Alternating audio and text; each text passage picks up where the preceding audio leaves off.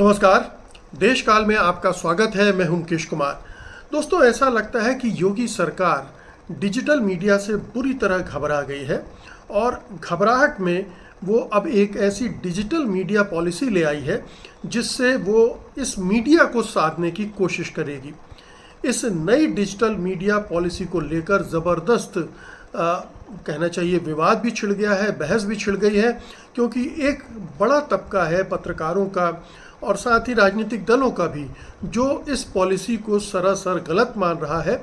और इसका ये अर्थ निकाला जा रहा है कि योगी सरकार मीडिया को, जो स्वतंत्र मीडिया जितना भी हिस्सा डिजिटल मीडिया का बचा है, उसे गोद लेना चाहती है, उसे भी गोदी मीडिया के अंदर समाहित कर लेना चाहती है, या फिर अगर उसमें से कुछ हिस्सा बगावत पर उतारू हो, विरोध पर उतारू हो या सच दिखाने पर उतारू हो, तो उसको कैसे सबक सिखाया जाए।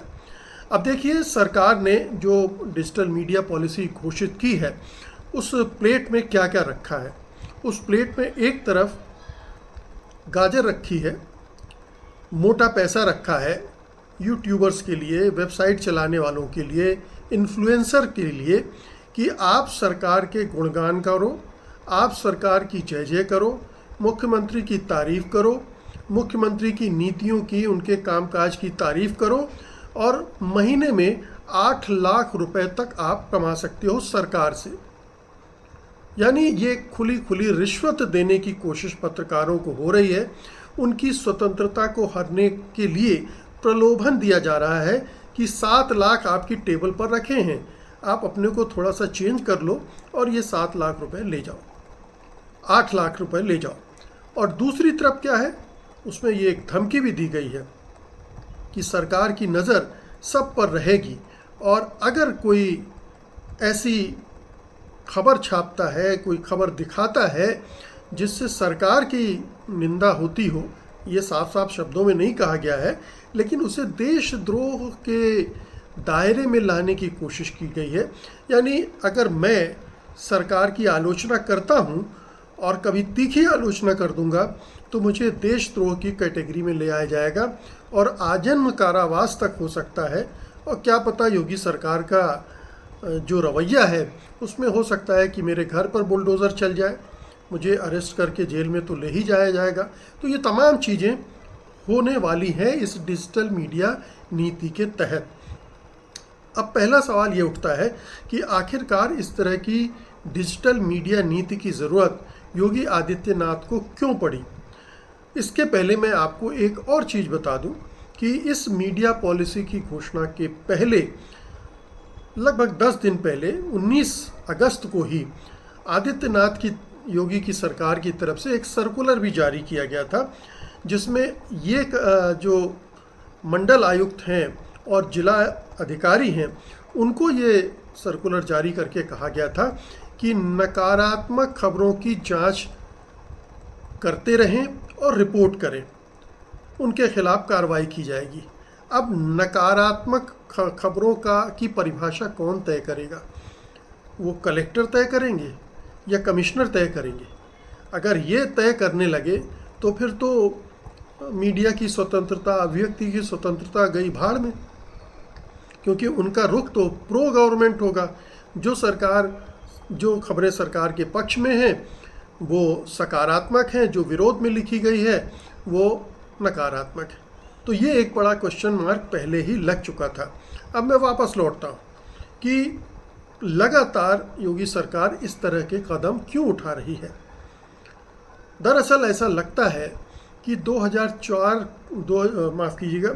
4 जून को जो फैसला आया, रिजल्ट आए लोकसभा चुनाव के, और उसमें बीजेपी 34 सीटों पर जब सिमट गई तो उसका आकलन हुआ, उसकी मीमांसा हुई, विश्लेषण हुआ, और शायद किसी ने योगी जी को ये समझाइश दी होगी कि जो कुछ भी खेल बिगाड़ा है आपका या बीजेपी का, वो बिगाड़ा है डिजिटल मीडिया वालों ने। क्योंकि गोदी मीडिया तो आपके पक्ष में हवा बना रहा था, सारे सर्वे उसी तरह के आ रहे थे, सारी रिपोर्टें उसी तरह दिखाई जा रही थी कि यूपी में तो बीजेपी बम बम है, 78 सीटें लाएगी। लेकिन उलट कैसे गया? तो उलटने में ये डिजिटल मीडिया का रोल है, ये उनको बताया गया होगा। ये भी मुमकिन है कि ये नसीहत, ये संदेश या ये सबक प्रधानमंत्री नरेंद्र मोदी ने उन्हें पढ़ाया हो, क्योंकि मोदी जी एक इंटरव्यू में बहुत पहले एक विदेशी जर्नलिस्ट को कह चुके थे कि गुजरात में रहते हुए, गुजरात दंगों के दौरान उनसे अगर कोई चूक हुई है तो वो मीडिया मैनेजमेंट के मामले में हुई।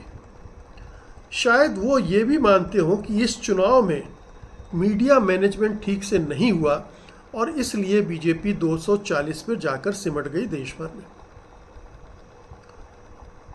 आपको पता ही है कि केंद्र सरकार भी 3 बिल लाने वाली थी डिजिटल मीडिया को कंट्रोल करने के लिए। उनमें से एक था ब्रॉडकास्ट रेगुलेशन एक्ट, जिसको सरकार ने अभी जब बहुमत नहीं मिला तो झक मारकर वापस लिया है। वो भी कोशिश कर रही थी कि ये जो डिजिटल मीडिया है, यूट्यूब चैनल्स हैं, वो सरकार के नाकों में दम कर रहे हैं। गोदी मीडिया तो पूरा कंट्रोल में है, वो जो चाहते हैं, जैसा चाहते हैं वो कर रहा है। लेकिन एक ये मीडिया है जिसे अगर कंट्रोल नहीं करेंगे तो दिक्कत होगी, और दिक्कत हो गई। ऐसा उनका एनालिसिस था कि जो कुछ भी स्थितियां बनी हैं वो बाकी जो छोटा सा हिस्सा है 2-4-5%, उसने दिक्कत पैदा की। और यही मंत्र उन्होंने योगी आदित्यनाथ को दिया होगा, और योगी आदित्यनाथ को भी ये लगा होगा कि मोदी जी ठीक ही कह रहे हैं, और वो ठहरे नॉन बायोलॉजिकल, तो उनको तो ऊपर से भी संदेश आया होगा। तो उन्होंने पिछले 1 महीने से ये कोशिशें तेज कर दी हैं। हालांकि मीडिया के प्रति उनका रुख पहले कोई बड़ा नरम उदार रहा हो, ऐसा नहीं है, लेकिन इसके बाद से ये मीडिया की मुश्किलें कसने की कोशिशें तेज हो गई हैं, और उसी का नतीजा है ये डिजिटल मीडिया पॉलिसी। अब ये डिजिटल मीडिया पॉलिसी दोनों काम कर रही, जैसा कि मैं बता चुका हूँ कि प्रलोभन के ज़रिए पत्रकारों को खरीदो, यूट्यूब चैनलों को खरीदो, डिजिटल प्लेटफॉर्म पर जो लोग एक्टिव हैं, सोशल मीडिया पर एक्टिव हैं या इन्फ्लुएंसर की तरह काम कर रहे हैं, उनको खरीदो प्रलोभन देकर कि ये 8 लाख तक आप अर्न कर सकते हैं। एक बड़ी रकम होती है, 2, 4, 5 लाख रुपए भी अगर पत्रकार सरकार से कमा सके तो बड़ी रकम है। और दूसरी तरफ जो नहीं सधेगा, जो इस पॉलिसी में नहीं ढलेगा, उसके लिए दंड भी निर्धारित कर दिया है, देशद्रोह का, राष्ट्रद्रोह का, और दंड क्या होगा? आजीवन कारावास का। अब सोचिए, डराने की कोशिश है तमाम जो मीडिया बचा हुआ है स्वतंत्र थोड़ा बहुत उसमें। लेकिन योगी जी को शायद ये पता नहीं है कि इस तरह के दांव पेच उल्टे भी पड़ते हैं। 2024 के लोकसभा चुनाव के परिणाम आने के पहले स्थितियां दूसरी थीं, अब स्थितियां दूसरी हैं। अब विपक्ष बहुत मजबूत है, और जो स्वतंत्र पत्रकार हैं उनके हौसले भी थोड़ा मजबूत हुए हैं, बुलंद हुए हैं। उनमें भी हिम्मत आई है कि मनमानी नहीं कर पाएगी ये सरकार।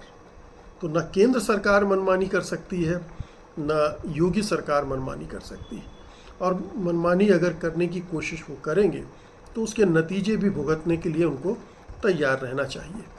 इसलिए बेहतर होगा इस तरह की मीडिया पॉलिसी को वो तुरंत स्क्रैप करें, हटा दें।